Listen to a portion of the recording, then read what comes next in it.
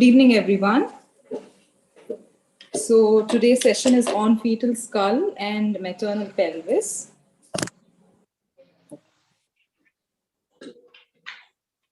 So the fetal skull and the maternal pelvis, why we need to study about this is, compared to other primates, the proportionate size of the skull to the pelvis is much larger when compared to in humans, because of which the skull has to negotiate the pelvis in a much more complicated manner. So this is why we need to study skull and pelvis, to study about the journey that the skull takes through the pelvis. Okay. So first, before I go to the demonstration of skull and pelvis, let's just go through the slides. Now, next slide, please, Vanshika. Okay. Yes. So when in the skull, you're supposed to identify the bones. The skull is made up of many bones, but from the obstetric point of view, what you need to identify are the frontal bones, which are in the front of the skull, the parietal bones on the sides, two parietal bones on each side, the temporal bones, which are below the parietal bones, and one occipital bones. There are sphenoid bones, ethmoid bones, and lot of bones forming the base of the skull, which is not significant from obstetric point of view. Yeah. Next slide, please. Okay. And you also need to identify the sutures and the fontanelle.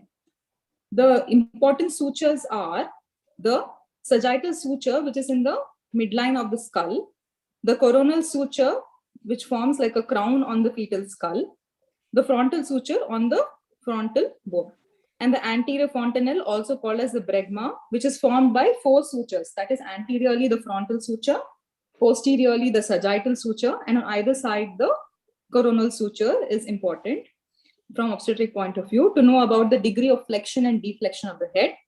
And the posterior fontanelle, which is much smaller and triangular in shape, is formed only by the meeting point of three sutures, which is anteriorly sagittal sutures and on either side the lambdoid sutures. Yes. Next slides.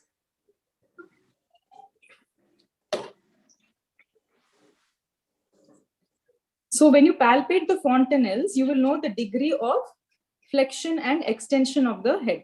Flexion of the head is very important for delivery. In a well-flexed head, the circumference of the head decreases and there is easier delivery. So if in a well-flexed head, the fontanelle which you will feel is the posterior fontanelle and not the anterior fontanelle. If you're feeling the anterior fontanelle easily, that means it is a deflexed head and you must anticipate trouble in this delivery. So in deflexed head, both anterior posterior fontanelle felt. In bro, only the anterior fontanelle will be felt. So that is from obstetric point of view. From the fetus point of view, the fontanelle helps in facilitating molding and therefore reducing the diameter of the fetal skull. Next slide, please. So about other information which we get from fontanelle is the intracranial status of the baby, whether it is dehydrated or there is increased cerebrospinal fluid within the fetal skull. Okay, and it also helps the baby in marked growth of the brain after delivery. Yes, next slide, please. Okay. Next, coming to the areas of the fetal skull, the areas are nothing but the presenting parts, the parts of the skull which we examine by our examining vaginal fingers during delivery. So in 95% of the cases in cephalic presentation, we will be feeling the vertex. Now, vertex is the area between the anterior fontanelle and the coronal suture anteriorly, and the posterior fontanelle and the lambdoid suture posteriorly, on either side by the parietal eminence. Okay, so that is when the vertex is the presenting part, that is the important area of the fetal skull, which we feel through the vaginal examination. Next, coming to the bro it is bound posteriorly by the anterior fontanelle and the coronal suture, anteriorly by the glabella and the supraorbital ridges. And when face is presenting, superiorly it is the glabella or the root of nose and the supraorbital ridges, and inferiorly it is the junction of the floor of the mouth and the neck. So these are the three important areas which will be the presenting parts. Next slide, please. Now, some more areas which you should know is sinciput and occiput. So this comes in picture when you're doing an abdominal examination and trying to feel which part of the baby's head are you feeling. So sinciput should be felt usually, because in a well-flexed head, sinciput should be felt easily. Occiput should not be felt because there is flexion of the head. Mentum, we correspond to the chin of the fetus. Next slide. Coming to the diameters of the fetal skull. So the diameters are, there are 4 diameters. The largest diameter is the biparietal diameter, which is between 2 parietal eminences. Almost always, this is the diameter which engages. That is the part of the skull which passes through the pelvic brim. But when there is less space in the pelvic brim, the baby tries to do lateral flexion, and then the diameter which will engage is the super subparietal, which is 1 centimeter less than the biparietal. So this is what the baby does to make it go through the pelvic brim. It produces lateral flexion of its head at the level of the neck, and there is engagement. Bitemporal diameter is between the anterior inferior ends of the coronal sutures. And this is not of obstetric significance. Bimastoid is between the tips of the mastoid process. If you see, all the superior 3 diameters are at the vault of the skull, and they are compressible. Whenever there is molding, these diameters can reduce in size, whereas the bimastoid is an incompressible diameter because it is located at the base of the skull. So you cannot compress the bimastoid diameter. That is why the definition of contracted pelvis is any essential diameter of the pelvis which is less than 8 centimeters. Then the bimastoid cannot pass through the pelvis because it is an incompressible diameter. Next slide, please. So this shows the biparietal diameter, which is between 2 parietal eminences, super subparietal diameter, which is between one point is above the parietal eminence, other point is below the parietal eminence. The bitemporal, which is between the anterior inferior ends of the coronal sutures. Next slide.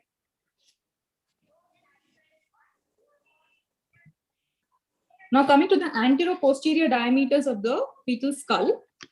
So for vertex presentation, that is in a well-flexed head, when the vertex is presenting, depending upon the amount of flexion and deflection, the different diameters can be suboccipitobregmatic, which is the smallest, that is 9.5. It is a complete flexion. When the head extends a little, it is suboccipitofrontal. When the head there is still more deflection, it is occipitofrontal, 11.5 centimeters. So all these 3 are still, when you do peer examination, you'll still be feeling the vertex, but there will be different degrees of flexion. And next comes the diameter, which is mento-vertical, for which there is no mechanism of labor, that extends from the chin to the highest point on the sagittal suture. Now face has 2 diameters, submento-vertical and submento-bregmatic. Now submento-bregmatic has same as suboccipitobregmatic, 9.5, so it is favorable for delivery, which extends from the junction of floor of mouth and neck to the center of the bregma. And submento-vertical is from the center, from junction of floor of mouth and neck to the highest point on the sagittal suture. That also is 11.5 centimeters. Next slide, please.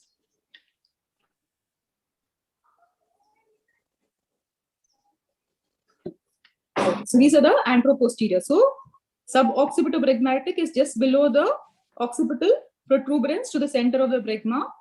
Suboccipitofrontal is from the same point posteriorly to the center of the frontal bone, which is ½ centimeter more than suboccipitobregmatic.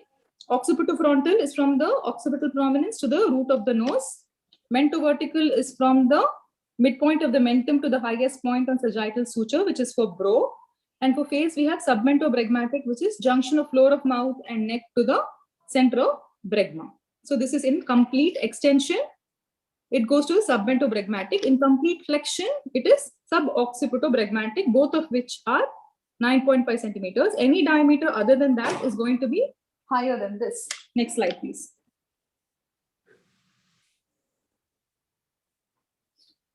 Now, what the baby does to decrease the circumference of its head is molding. It is alteration in the shape of the forecoming head while passing through the resistant birth passage. So when the 2 bones at the level of the suture lines, they touch each other, it's called grade 1 molding. When the bones overlap but are easily separated, it is grade 2. And grade 3 is when the bones overlap but cannot be separated by your examining fingers. And this is harmful to the baby. There is chance of intratentorial hemorrhage. So molding also is information you get by PV examination by feeling at the level of the suture lines. Next slide, please.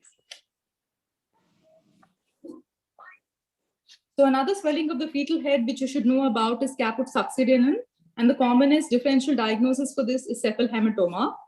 So caput is formed when the head is stagnant for a long time and there is collection of fluid, and this is present at birth but disappears few hours after birth. This is when there is some bony obstruction to the head, and because of which there is lymphatic drainage from the dependent part of the scalp is inhibited, because of which there is collection of fluid. So when you touch this, it will be boggy and pits on applying pressure, and this can cross suture lines also. Next slide, please.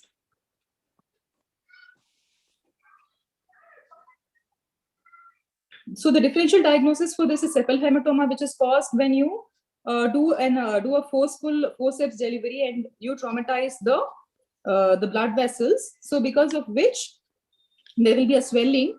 But how do you differentiate this from the caput succedaneum? It does not cross the suture line. It gets limited to the suture line because it is subperiosteal. It is under the periosteum, and it remains for a few days even after birth. Okay. So we'll stop the screen sharing. I'll demonstrate the important areas on the fetal skull. Vanshika?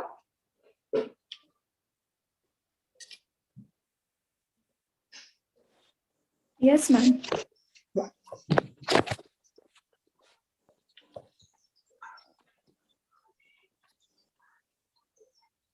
So can everybody see the fetal skull?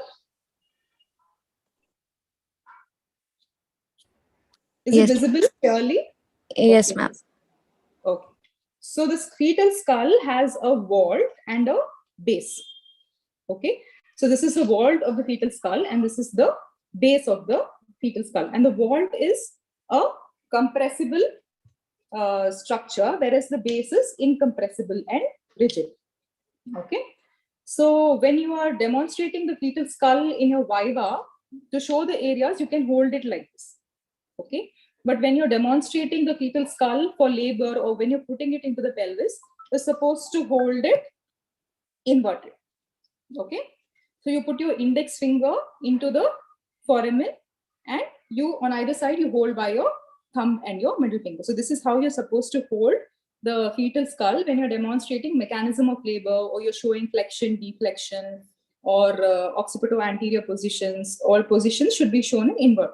But if you have to demonstrate the parts of the fetal skull, the sutures and the fontanelle, you can hold it like this.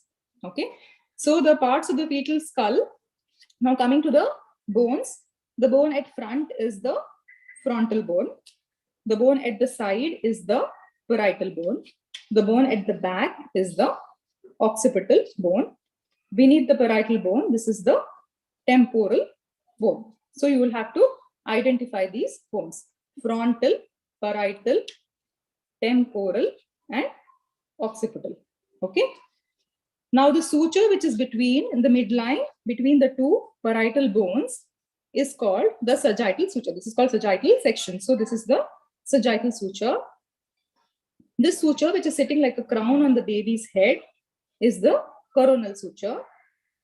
The suture in between the frontal bones is the frontal suture. This is a metopic suture because it fuses at about 6 to 8 years of age. Okay. And this triradiate suture, which looks like a lambda sign, this is called as the lambdoid suture. This is between the occipital bone and the parietal bone. Okay. So what are sutures? Sutures are non-ossified membranes which are connected between two bones. Okay. So sutures are non-ossified membranes which are connected between two bones. What is the importance of sutures for the baby? So this sutures help the baby in molding. So decreasing its diameter, making it negotiate through the pelvis. Okay. So that is what the significance of suture is for the baby. What is the significance of suture is from the obstetric point of view. So when the... Hello, ma'am. Sorry to interrupt you. Ma'am, your slides are not visible. No, I have stopped my slides. I'm showing only the demonstration. Okay, ma'am. Sure. Okay. Yeah. So what is the importance of sutures when for us obstetricians is that when we do a PV examination, we feel the sutures and we know what is the degree of internal rotation. Is it in transverse? Is it in anterior? Okay. The another thing which we will know when we see the sutures is the manner of engagement. Okay. So there is something called synclitic and asynclitic engagement. So when the sagittal suture engages in such a way that it corresponds to the midline of the pelvis, the transverse diameter of the pelvis, it is called synclitic engagement. Okay. But when there is not enough space, the baby's head flexes laterally. Okay, the baby's head flexes laterally. So then when you feel this, you will feel that the sagittal suture is not in center. It is either towards the sacrum or towards the pubic symphysis. So that is called asynclitic engagement. Okay, and you will also know what is the degree of molding. So this is the obstetric significance of feeling for the suture lines. Okay, you will know how much the baby has rotated in utero. You will know whether it has engaged synclitically or asynclitically. And you will also, by feeling here, you will know whether there is molding, where these two bones have come closer or they're overlapping each other. Okay, so that information you get by feeling for the suture lines. Now coming to the fontanelle. So the importance, there are many fontanelle. There is a sphenoid fontanelle, there is a mastoid fontanelle, which is not of obstetric significance. We need to focus only on the anterior fontanelle and the posterior fontanelle. Okay, so the anterior fontanelle is a diamond-shaped structure, 3 by 3 centimeters, which is formed by 4 suture lines. Okay, anteriorly it is the frontal suture. On either side it is the coronal suture. Posteriorly it is the sagittal suture. Okay, this closes at about 18 months after birth. Now the posterior fontanelle, this is diamond or kite shaped anterior fontanelle. The posterior fontanelle is triangular in shape, and this is formed by anteriorly the sagittal suture and on either side by the lambdoid suture. This is about 1.2 into 1.2 centimeter. Now what is the significance of the fontanelle? So the fontanelle for the baby, it also helps in molding, like in sutures. You can decrease the diameter of the head because there is a space available here. It helps in molding. Another thing is, even after delivery, there is marked growth of the brain in the first year of neonatal life. So if this was a fully bony skull, like how an adult skull is, there is no space for the brain to grow. But because of this open fontanelle, the baby has more space for the growth of the brain. So these are the two uses of the fontanelle for the baby. One is when it is in utero, if it has to negotiate the pelvis, it can decrease the diameter of the skull because there is space here by molding. After delivery, because of it accommodates the growth of the brain. Now, what is the importance of the fontanelle from the obstetric point of view? The most important is you will know about flexion of the head. Now, this is called military attitude of the head.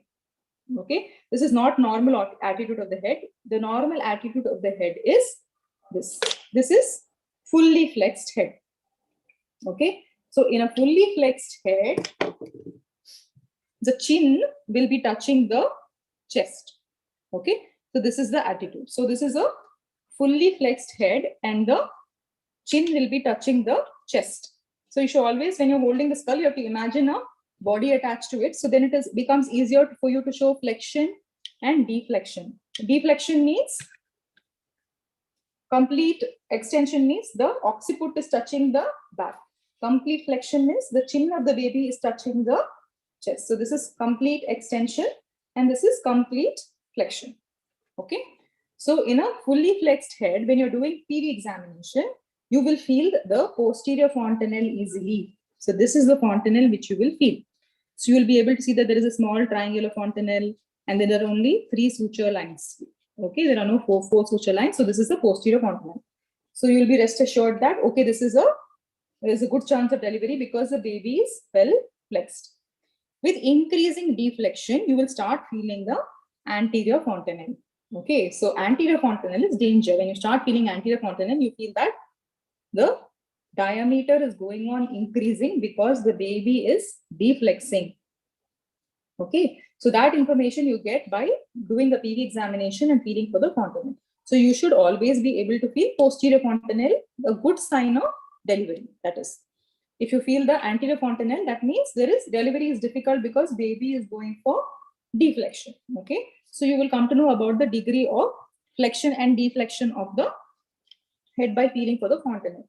The other information is you can also feel how much molding has happened, and the fontanelle also tells you about the intracranial status. If the baby is dehydrated, the fontanelle will be depressed. Okay, and if there is increased cerebrospinal fluid, the fontanelle will be bulging. Okay, like in hydrocephalus, if you feel this fontanelle will be bulging. So you will know that either there is hydrocephalus or the baby is dehydrated. And this is also important for you to collect. Either you can pass a needle, you will feel under here the superior sagittal sinus is running. So you can collect blood if you want to do any investigations when the baby is in utero through a PV examination. Or in a PV examination, there is hydrocephalus and you want to deliver the baby vaginally. Okay, hydrocephalus will be a very big diameter and you can cause large perineal tears if you're trying to deliver it vaginally. So you need to drain the CSF. You put a needle through the anterior fontanelle, you drain the CSF and you can deliver the baby. So these are the uses of the fontanelle for an obstetrician. You will first know what is the degree of flexion or deflection of the baby's head. And then also you will know what is the intracranial status of the baby, and you need to draw blood or you need to draw CSF, you can use the fontanelle. Okay, so these are the uses of the fontanelle. Now to come to the areas, if they ask you to show vertex, this is how you're supposed to hold the fetal skull. Okay, so vertex is a quadrangular area bound anteriorly by the anterior fontanelle and the coronal sutures, posteriorly by the posterior fontanelle lambdoid sutures, and on either side by lines passing through the parietal eminence. So this much quadrangular area is the vertex. So this is how you're supposed to show vertex. This is how you show brow. Anteriorly, it is the anterior fontanelle, and posteriorly it is the root of the nose and the glabella, and posteriorly it is the anterior fontanelle and the coronal sutures. And this is how you show face presentation. So much. Okay. So this is how you can show the different areas of the fetal skull. Okay. Now coming to the diameters, there are some areas, landmarks which you have to remember. So these are bitemporal for the parietal eminences, these two. So this comes for the biparietal diameter. Now this is the region of the occiput. So 1 point below that is going to be subocciput. The center of the anterior fontanelle is the bregma. Center of the chin is the mentum. Now junction of floor of mouth and neck will come here. So this is submentum. Okay, and anything which comes here is frontal. So by connecting these points, you will come to know your diameters. Okay, so normally when there is engagement is when the greatest transverse diameter of the fetal skull passes through the pelvic brim. Okay, so when this is passing like this, which part of the skull is touching the girdle of contact? The point of the pelvic brim is the two parietal eminences. So these two parts of the fetal skull, the two parietal eminences, are touching the pelvic brim. So this is the engaging transverse diameter becomes the biparietal diameter. Okay, so this is the part of the fetal skull which is touching the points of contact on the pelvic brim. So the engaging transverse diameter becomes biparietal. This is 9.5. Okay. Now while engaging, if there is less space, there is lateral flexion. Now I showed you this was complete flexion and extension. Now this is lateral flexion. Okay. So this is lateral flexion. So the baby, while trying to go, if it feels that anteroposterior diameter of the pelvis is not enough for it, biparietal, it will flex like this, lateral. Okay, either towards the sacral promontory or towards the pubic symphysis. So then the points of the skull which touch the pelvis are super subparietal, 1 point above one parietal eminence, another point below one parietal eminence. So this will gain about 1 centimeter for the baby. So it will negotiate the pelvic brim easily and go inside the pelvis. So this is super subparietal diameter. So biparietal diameter, super subparietal diameter. Now this is the coronal suture. At the tips of the coronal suture, we have the Bitemporal diameter, not important from UG point of view. This is about 8 centimeters in diameter. And this is the bimastoid. The tips of the mastoid processes the diameter which is there is bimastoid. So because this is located at the base of the skull, you can't compress this diameter. Whereas when there is molding and these skull bones overlap, biparietal becomes less, super subparietal becomes less, bitemporal becomes less. You can decrease the size of these diameters. Whereas the bimastoid diameter, because it is located at the base of the skull, it is an incompressible diameter. So it cannot be decreased by molding. And there is another restrictive operation called as craniotomy, where if the baby is dead, you put your craniotomy forceps and you drain all the brain matter. So as to have a delivery, vaginal delivery. So even if by doing that, all the other diameters will collapse, but the only diameter which will not collapse is your bimastoid diameter.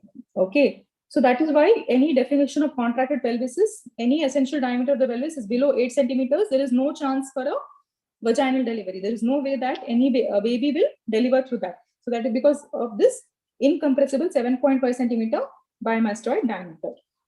Okay. Now coming to the anterior posterior diameters, suboccipitobregmatic. So when there is complete flexion, one point below the occipital protuberance will touch the pelvic brim. The other point which will touch the pelvic brim is the center of the bregma. Okay. So these 2 points are going to touch the pelvic brim. So the engaging anterior posterior diameter will become suboccipitobregmatic.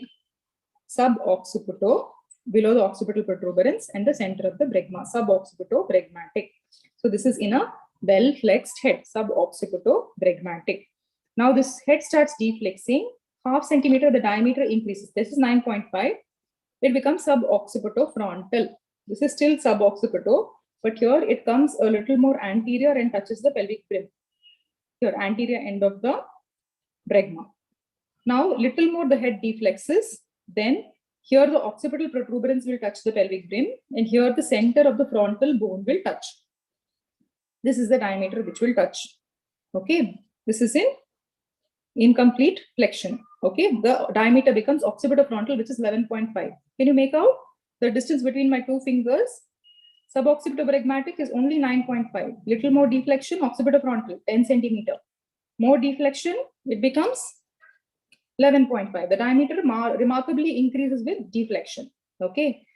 More deflection, the diameter becomes in Brough presentation. So in all these diameters, suboccipitobregmatic, suboccipitofrontal, and occipitofrontal, when you're doing PV examination, you will feel the vertex, this area of the skull. So the presenting part is always going to be vertex when you do a PV examination in DC diameters.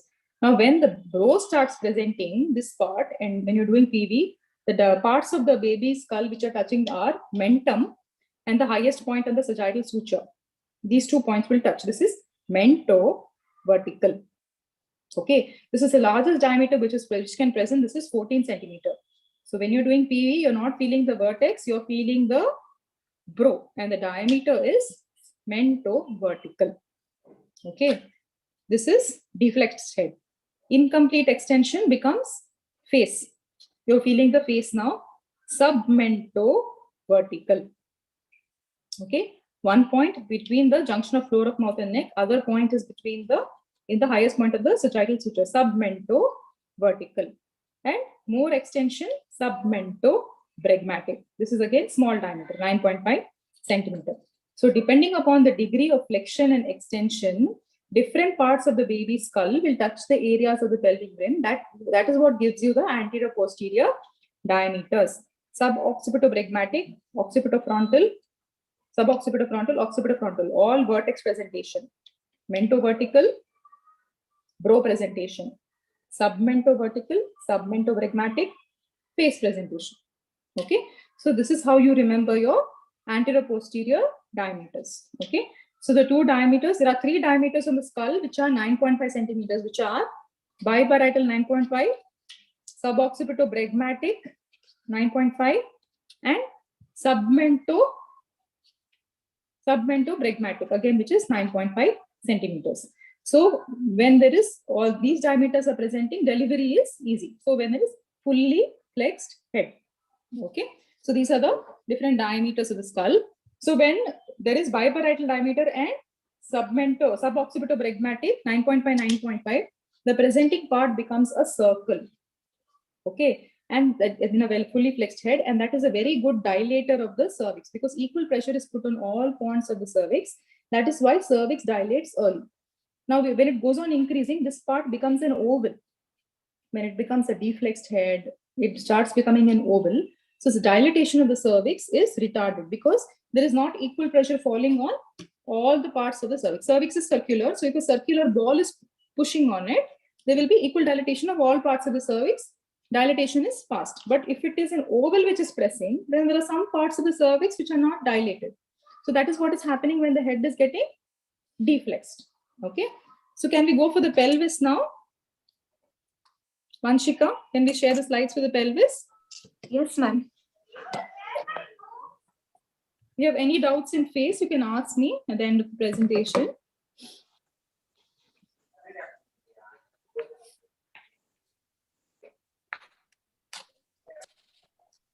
Yeah, next slide.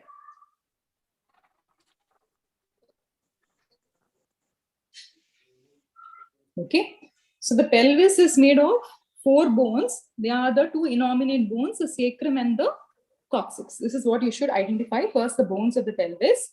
And the pelvic brim is divides the pelvis into the false pelvis, which is above, which has no obstetric significance other than holding the gravid uterus, and the true pelvis, which is below. And this is the one which plays an important part. And this is the narrower part of the pelvis, which the fetus has to negotiate. Okay. Yeah. Next slide.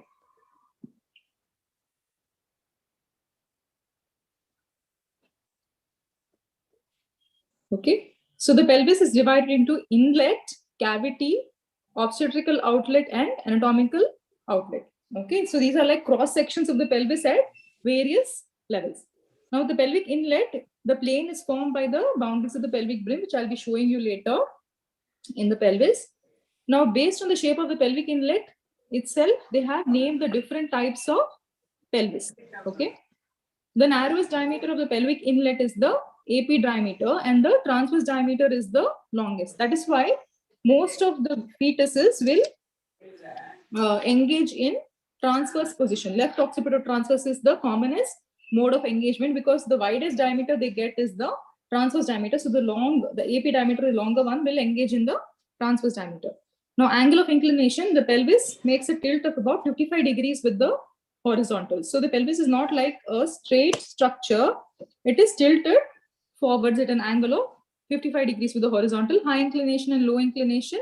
High inclination is when lumbar vertebra becomes a part of the sacrum. So the sacrum becomes much longer, because of which engagement is delayed and descent is delayed. So there is sacralization of the 5th lumbar vertebra. Yes, next slide, please. Okay. So the diameters of the pelvic inlet, there are 3 anterior-posterior diameters of the pelvic inlet. So the posterior common point for them is the sacral promontory. Okay. Now the true conjugate is from the upper border of the symphysis pubis to the midpoint of sacral promontory, 1 centimeter. This is not of obstetric significance, and but this diameter will be measured when we are doing pelvimetry, X-ray pelvimetry. So that is the only significance of the true conjugate. What is important for us is the obstetric conjugate, because this is the narrowest diameter available for the skull to negotiate the pelvic brim. Okay, it is from the midpoint of sacral promontory to a prominence on the back of the pubic symphysis. This is about 10 centimeter, 10 to 10.5. Now the diagonal conjugate is important because it is the only measurable diameter. We cannot measure with the clinical examination either the true conjugate or the obstetric conjugate, but the only diameter which we can measure is the diagonal conjugate. It is from lower border of pubic symphysis to the midpoint of sacral promontory, which is about 12 centimeters. Yes, next slide, please. The transverse diameters are over the widest area of the iliopectineal line. This is about 13 centimeters. The oblique diameter is from one sacroiliac joint to the other opposite iliopubic eminence. It's about 12 centimeters. So these are the diameters of the pelvic inlet. Now, all these diameters are approximate, so there will not be a transverse of only 13 centimeters. So when you're telling diameters in your exams, you should always tell approximate about 12 to 12.5, 13 to 13.5, because it is never any exact number. Yes, next please. Next slide, please.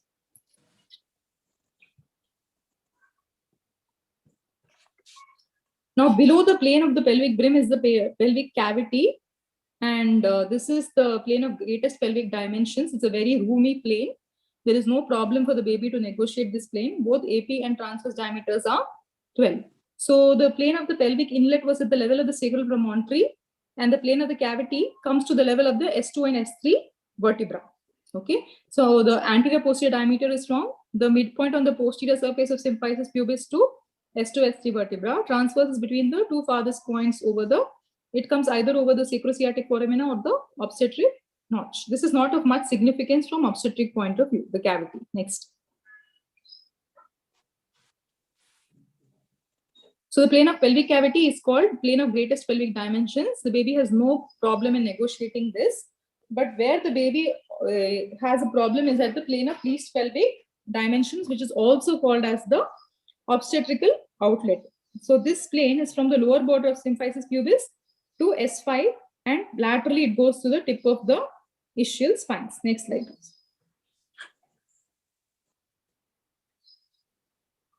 So below this plane comes your anatomical outlet.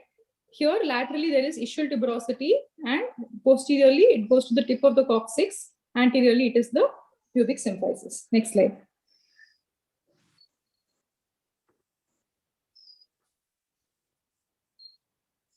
So the anatomical outlet is formed by two triangles in different planes with a common base. So anterior posterior diameter is the largest. So that is why the baby's head rotates internally. So normally the baby head enters like this with the sagittal suture in the transverse diameter. So then there is internal rotation when it comes to the anatomical outlet, because the largest diameter of the outlet is anterior posterior, which is 13 centimeter. The largest diameter of the inlet is transverse. Okay, 13 centimeter.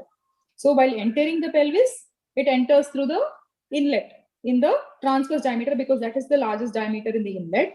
But while coming out of the pelvis, the baby rotates anteriorly, putting its largest diameter in the AP, because AP is the largest space available for the baby. Now, between the inner aspects of ischial tuberosity is your intertuberous diameter. Now, posterior sagittal diameter tells you how much space is there in the posterior part of the pelvis, joining the ischial tuberosity. It is a bisection of the AP diameter where it crosses the ischial tuberosities, and this is about 7.5 to 8 centimeters. Next slide, please. Now, so the obstetric outlet, anteroposterior, is from the border tip of from the symphysis pubis to tip of sacrum. What is important here for us is the transverse diameter, which is between the tip of the two ischial spines. Now, the ischial spines are prominent structures which come inwards, and there is very little space for the baby's head to negotiate the ischial spine. Okay, so this is a very small diameter, which is only 10.5 centimeter, and this is where deep transverse arrest happens and the baby's head gets stuck. Next slide, please. So the common question asked is, what is the clinical significance of obstetrical outlet? Okay, that is where the plane of the least pelvic dimensions, or where the ischial spines are. So this is the narrowest plane in the pelvis, and this plane corresponds to the origin of the levator ani muscles. And this is where the internal rotation of the baby's head occurs, because there is very less space because of ischial spines. The head rotates anteriorly. This is where the forward curve of the pelvic axis happens. And if you have to give prudental nerve block when through vaginal examination, first we feel for the ischial spine and go behind that and give the prudental nerve block. If the head has reached the level of ischial spines, we call it a zero station. So 1 centimeter above that becomes -1, -2, -3. 1 centimeter below that, if the head comes, it is +1, +2, +3. And if you feel the head at the level of the ischial spine, it is called an engaged head. That means you won't be able to feel it by per abdomen examination. And deep transverse arrest. Sometimes the baby's head gets stuck here because there's very little space in the ischial spine and the baby cannot rotate anteriorly. And that is called as deep transverse arrest. Next slide, please.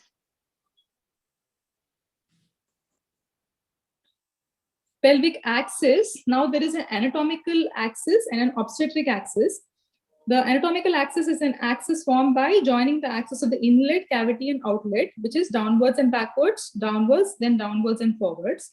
But when the baby's skull is moving through the pelvis, this is not the route it takes. The obstetrical axis is downwards and backwards till it reaches the point of the ischial spine, and then suddenly it moves forward. Okay. So the obstetric axis is the actual route taken by the baby when it's moving through the pelvis. The anatomical axis or curve of Caris is a line joining the three axes of the inlet, cavity, and outlet. Yes, next slide, please.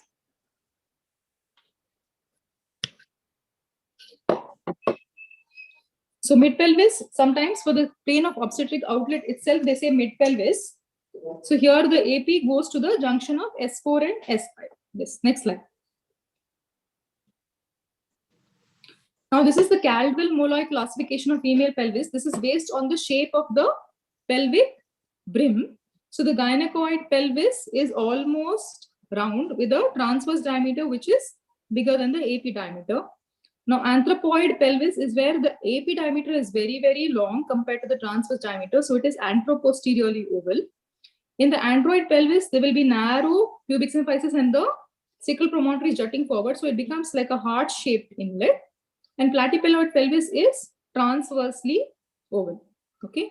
So most pelvis is not, you cannot classify directly into all this. There will be a combination like gyne-anthropoid or gyne-android. So there will be combination of all these pelvis, and gynecoid is definitely the best pelvis for delivery because it's a roomy pelvis. The side walls are straight, the outlet is wide, and all these will change in an android pelvis. It becomes a narrow subpubic arch, and the side walls would start funneling. So funnel-shaped pelvis. So these other types of pelvis, anthropoid is like a primates, which you can see in apes. Androids is male type. Platypeloid is flat pelvis. Next slide, please.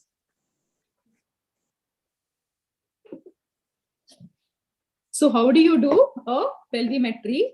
So first, you feel whether you can feel the sacral promontory. You're not supposed to feel the sacral promontory in a normal-sized pelvis, because if you feel the sacral promontory, that means it's not an adequate pelvis. Okay, then you measure the diagonal conjugate, which I will demonstrate to you. And from the diagonal conjugate, you can subtract and get the other two conjugates. Then you feel for the transverse diameter of the pelvic inlet, whether you can feel any beaking on the walls. Next slide. Then you feel for the ischial spines. They should not be jutting inside. They should not be very prominent. And at the same time, you should not be able to touch both the ischial spines with your fingers, 2 fingers. If you can touch it with both fingers of the same hand, then it is not a very good interspinous diameter. Then come down and assess curvature of the sacrum. It should be well curved. It should not be like a straight sacrum. Assess interspinous diameter. That is you're now assessing at the level of the cavity. Next slide. Next, you feel for the coccyx. The coccyx should be a little mobile because the coccyx moves back when the baby's head is delivering. Okay. So then if it doesn't move back, then there can be coccygeal fractures. So you see whether it is jutting forward. Then you feel for the subpubic angle. Actually, you should feel 3 fingers should easily be going below the subpubic angle. Then come out and do your, put your fingers, 4 knuckles should go between the ischial tuberosity. Next slide, please. Oh. Can you stop screen sharing? Yes, ma'am. Yeah. So can you see the pelvis? Is it visible? Okay. So can you see this on full screen? Because I'm seeing it like very small. Is it visible? No. It is not really visible, ma'am. I think you have to go a little bit back. Okay. But you will be able to see it on full screen, no? Yes, ma'am. Very small. Yes, ma'am. We are seeing the full screen. Okay. So this is how you hold the pelvis. You hold it. You should not hold the pelvis like this. And first of all, don't hold it in this direction. So you should hold it as if it's your pelvis and you're standing in front of the examiner. So it should be like this. Okay. So you hold it in such a way that the anterior superior iliac spine and the pubic tubercle are in the same plane. So if you put it against the wall, the anterior superior iliac spine and the pubic tubercle should be in the same plane, same vertical plane. Okay, so this is how you hold the pelvis. Okay. And your right side is the pelvis is right, your left is the pelvis is left. So right and left parts of the pelvis. So this is how you hold the pelvis. So the bones of the pelvis are the two innominate bones, okay, the sacrum and the coccyx. The innominate bones, again, they might ask you, what are the bones forming the innominate bones? They are the ilium, the ischium, and the pubis. So there are three bones. At the level of this, the three bones will fuse: the pubis, the ischium, and the ilium. Okay, so these are the three bones which are forming each innominate bone.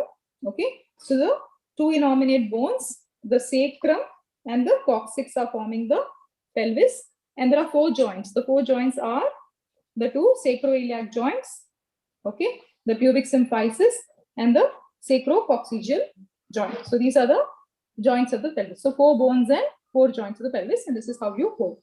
So why you hold like this? This is the angle of pelvic inclination. So this is the pelvic brim. So this part is the pelvic brim. So if you imagine this plane and you increase this and you extend this angle to the floor, it should form an angle of 55 degrees with the floor. Okay, so that is how you hold the pelvis. So from this plane, if you extend the angle to the floor, it should be 55 degrees. This is called angle of inclination. So this is how you're supposed to hold the pelvis, not like this. Okay, so this forms a 55 degrees angle with the horizontal. Okay, so there is a false pelvis and a true pelvis. So the false pelvis is above this line. The pelvic inlet above this is the false pelvis. Below that is the true pelvis. So now coming to the boundaries of the pelvic brim.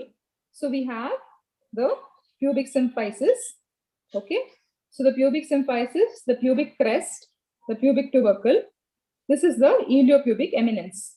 Okay, so this line here is the pectineal line. The line behind it is the iliopectineal line. So pectineal line, iliopubic eminence, iliopectineal line, the sacroiliac joint, the ala of the sacrum, the sacral promontory. So if they ask you for the boundaries of the pelvic brim, you're supposed to come one full circle. Pubic symphysis, pubic crest. There are two prominences here: the pubic crest and the pubic tubercle. This is the pectineal line, the iliopubic eminence, the iliopectineal line, the sacroiliac joint, ala of the sacrum, and the sacral promontory. Again, come back: ala of sacrum, sacroiliac joint, iliopectineal line, iliopubic eminence, pectineal line, pubic tubercle, pubic crest, pubic symphysis. So this is the pelvic brim. Now this is the boundary which is dividing the pelvis into the false pelvis and the true pelvis. Whatever is below that is the true pelvis, this part here. Okay, so this is how you divide the pelvis into the false pelvis and the true pelvis. Now coming to the, so you are making cross sections of the pelvis at four levels: the inlet, the cavity, the obstetrical outlet, and the anatomical outlet. Okay, so I will tell you the posterior points for all these divisions. For the inlet, it is the sacral promontory. Okay, so the cross section at the level of the sacral promontory is the inlet. The cross section at the level of S2, S3 vertebra is the cavity. The cross section at the level of the sacrococcygeal junction is the obstetrical outlet, and at the level of the coccyx, it is the anatomical outlet. Sacral promontory, S2 is inlet. S2, S3 cavity. Tip of sacrum, sacrococcygeal joint is the obstetrical outlet. Tip of coccyx is the anatomical outlet.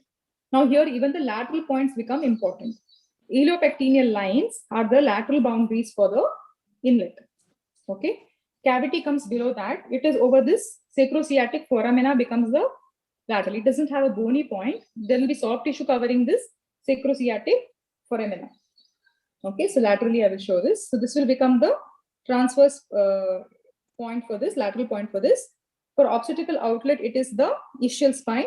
Ischial tuberosity is the, for anatomical outlet, lateral point. So the lateral point for the inlet is the iliopectineal line. The lateral point for the cavity is one plane below is the sacrosciatic foramina. The lateral point for the obstetrical outlet is the ischial spine. Okay, and the lateral point for the anatomical outlet is your ischial tuberosity. This is where you sit on, the bones on which you sit on. Okay, so now coming to the boundaries of inlet, cavity, and outlet. So the anterior posterior diameters of the outlet, there is true conjugate, which is the topmost, obstetric conjugate and diagonal conjugate. Okay, so the two conjugate is from upper border of the pubic symphysis to the center of the sacral promontory. Upper border to the sacral promontory. This is about 11 centimeter. Now, from the prominence on the posterior surface of the pubic symphysis to the sacral promontory is the obstetric conjugate. From the lower border of the pubic symphysis to the center of the sacral promontory is the diagonal conjugate. Okay, so the common point for them is all the sacral promontory. So this is the commonest question asked by examiners. What are the three anterior posterior diameters of the inlet? True, starting from upper point of pubic symphysis. Obstetric from a prominence on the posterior surface of the symphysis pubis. Diagonal starting from lower border. The common posterior point for them is the sacral promontory. Importance of diagonal, this is what you can measure by your fingers.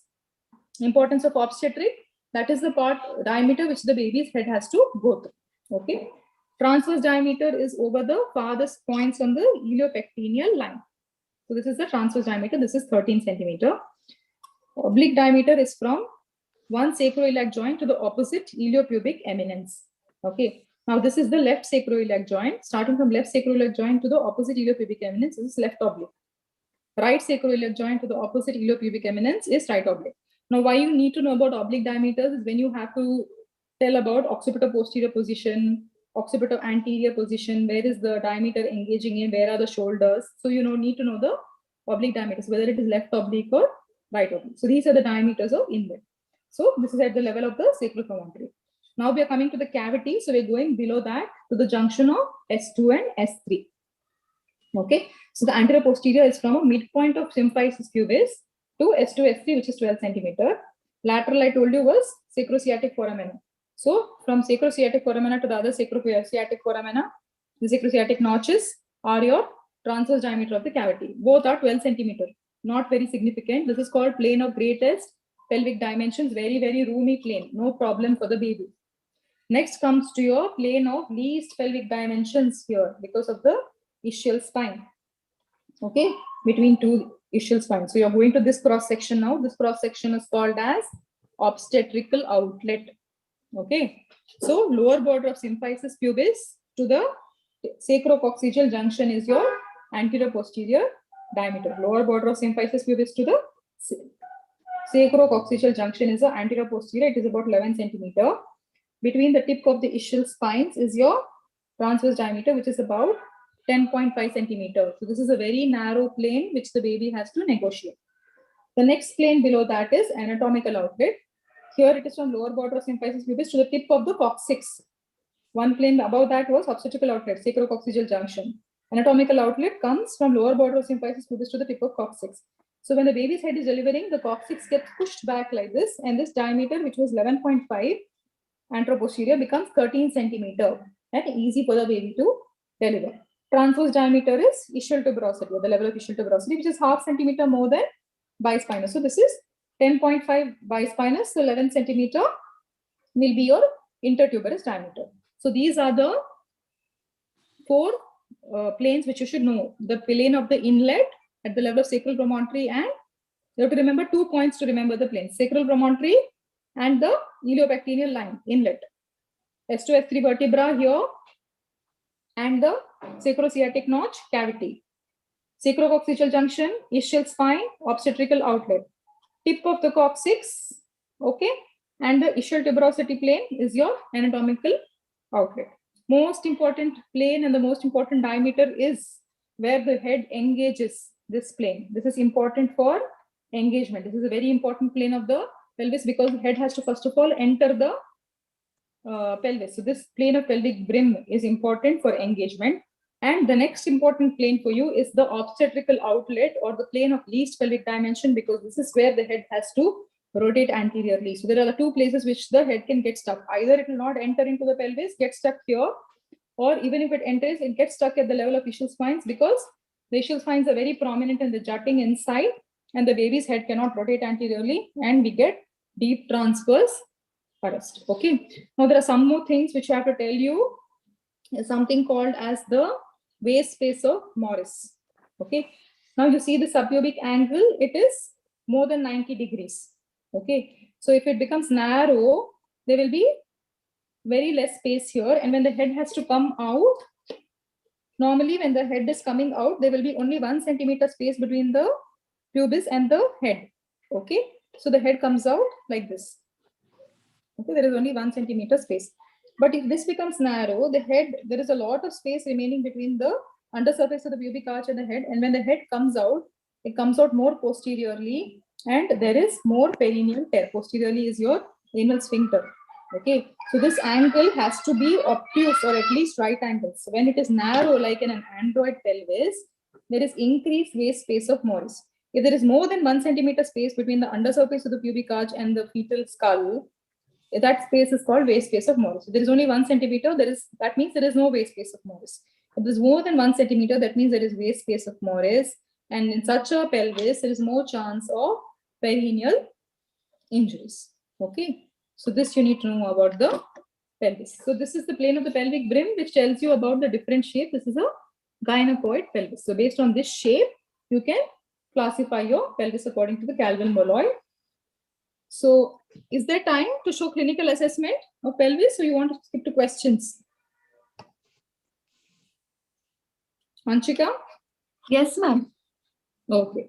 So when you have to show, so the patient is lying down like this, and you're in a gloved finger when you're doing clinical assessment of the pelvis. So first, you're supposed to go along the sacrum and try to feel the sacral promontory. Okay. So you're not supposed to feel the sacral promontory. So when you go like this, you should not be able to feel the sacral promontory. If it is jutting forward, means it is an android or an anthropoid type of pelvis, not a gynecoid pelvis. So you should not be able to reach. Okay. So at that point, when the bone recedes from this, at that point you stop, and then you mobilize your fingers like this and come under the pubic symphysis. So that distance is called diagonal conjugate, from the tip of the middle finger to the point where your fingers came under the subpubic arch, from here to here. So that is the diagonal conjugate. That should be minimum 12 centimeter for a pelvis to be adequate. Okay. So this is how you do a diagonal conjugate measurement. You touch the sacral promontory and come under the pubic arch and mark a point on your glove. That should be more than 12 centimeter. Okay. Minus 1 centimeter will give you the true conjugate. Minus 1.5 to 2 will give you obstetric conjugate. Now you come laterally and feel that how are the sacrosciatic notches? Is there enough space here?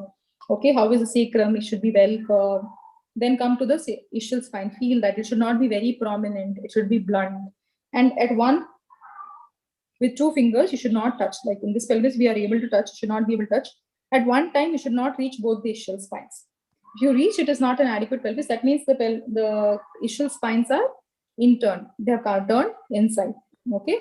So after that, you feel how are the side walls. They should be parallel and not converging to each other. How the side walls are. Then you feel come under the subpubic arch. 3 fingers should come under the subpubic arch. If only 2 fingers are fitting, it is not an adequate subpubic arch. Okay. Then you come out and over the anus you put your fingers. Now you come outside the pelvis. This is the ischial tuberosity.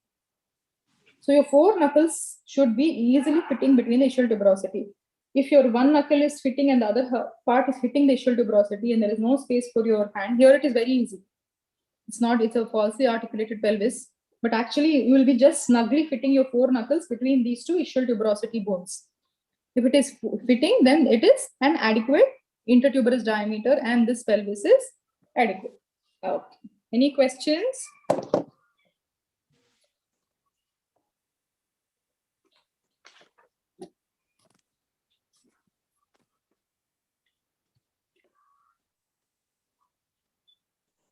Anshika? Yes, ma'am. Yeah. Thank you so much for this enlightening session. Ma'am, we have a few questions for you to answer. Can we carry on with this session, ma'am? Yeah. Yes, ma'am. So the first question is from anonymous attendee. Ma'am, what is meant by engagement? Engagement is when the greatest transverse diameter of the pelvis, that is the diameter of the fetal skull, the biparietal, crosses the plane of the pelvic brim. Okay. So when these 2 parietal eminences will just go inside the pelvis, that is called as engagement. Okay. So this plane of pelvic brim is there. When it goes in, so the parietal eminences just dips into the pelvis, that is called as engagement. Ma'am, what do you mean by syncretic and asyncretic engagement, ma'am? So when we are doing a PV examination, you can see the sagittal suture. Now this is in the midpoint of the transverse diameter. This is synclitic engagement. When the sagittal suture is corresponding to the transverse diameter of the inlet, it is called synclitic engagement. When the sagittal suture is deflected anteriorly or posteriorly, it is called asynclitic. It is one maneuver the baby uses to decrease the transverse diameter. Now this, when it is engaging like this, the engaging diameter is biparietal in synclitic engagement.